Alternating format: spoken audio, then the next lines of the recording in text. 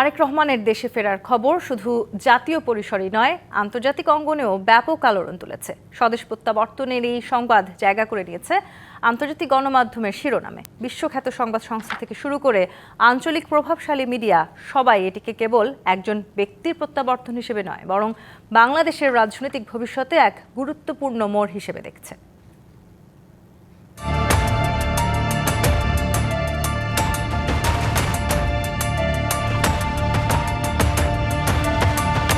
দীর্ঘ নির্বাসিত জীবনের অবসান ঘটিয়ে নিজ মাতৃভূমি বাংলাদেশে ফিরছেন বিএনপির ভারপ্রাপ্ত চেয়ারম্যান তারেক রহমান।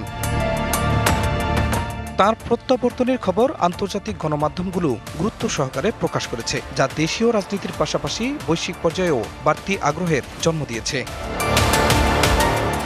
সংবাদ সংস্থা রয়টার্স জানিয়েছে, তারেক রহমানের প্রত্যাবর্তন আগামী নির্বাচনে বাংলাদেশের রাজনীতিতে গুরুত্বপূর্ণ মাইলফলক। শিয়া বাটার ও ভিটামিন ই সমৃদ্ধ লিলি বিউটি সোপ, তারুণ্যময় উজ্জ্বল ত্বকের জন্য। রিমার্ক। তারেক রহমানের ফিরে আসাকে দেশের জন্য তাৎপর্যপূর্ণ বলছে ভারতের গণমাধ্যম এনডিটিভি। গণমাধ্যমটি শিরোনাম করেছে, 17 বছর পর দেশে ফিরছেন খালেদা জিয়ার ছেলে। ভারতের আরেক গণমাধ্যম হিন্দুস্তান টাইমসের বিশ্লেষণে উঠে আসে, রাজনীতিতে সক্রিয় ভূমিকা নিতে প্রস্তুত তারেক রহমান। খালেদা জিয়ার রাজনৈতিক উত্তরসূরি হিসেবেও তাকে তুলে ধরে গণমাধ্যমটি।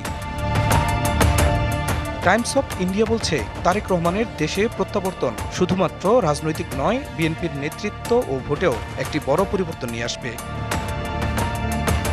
তারেকের ফিরে আসা অনিশ্চিত সময়ে নিশ্চিত সম্ভাবনা শিরোনামে খবর প্রকাশ করেছে ভারতের আরেক গণমাধ্যম নিউজ 18।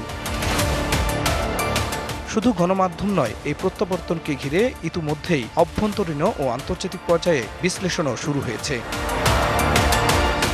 খান মোহাম্মদ মুকুল, ডিবিসি নিউজ ডেস্ক।